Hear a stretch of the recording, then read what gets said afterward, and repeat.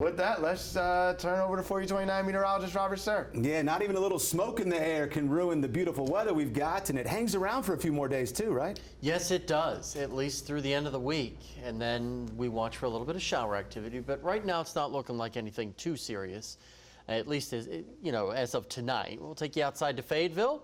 Really nice, really quiet and peaceful. We got up to 76 in Fayetteville today.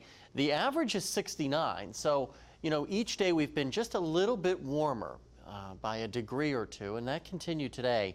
I believe we were 74 yesterday for the high, but nowhere near that record of 82 set back on this day in 1992. Fort Smith is also nice and quiet, all lit up on this Tuesday evening. 77 for Fort Smith, 3 degrees above the average of 74 for this time of the year. Now, here's our rain chances. A lot of zeros here, which are good. But as we get into Friday night and into early Saturday morning, so probably sunset to dawn, best chance for that rainfall, if it happens at all. The models are all over the place with the potential for rainfall, so we'll keep a close eye on it. More on that in a second.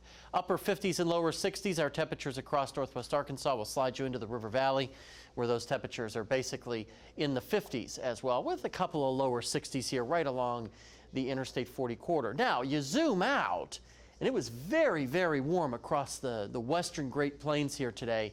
Temperatures 80s and 90s, and a lot of places where it was really hot, it was hot with a snowpack because they had a raging blizzard last week across portions of western South Dakota and Nebraska. So there's all sorts of flood fears for the Missouri River as that snow rapidly melts and drains into those border states. So that's something else to be keeping an eye on.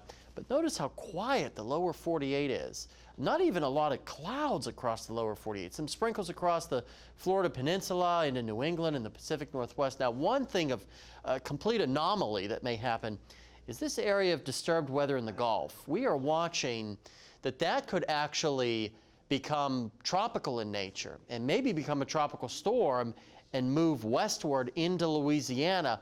That would throw clouds our way as we get later in the week. As you see, as we go hour by hour, quiet tonight, quiet throughout tomorrow with very comfortable temperatures.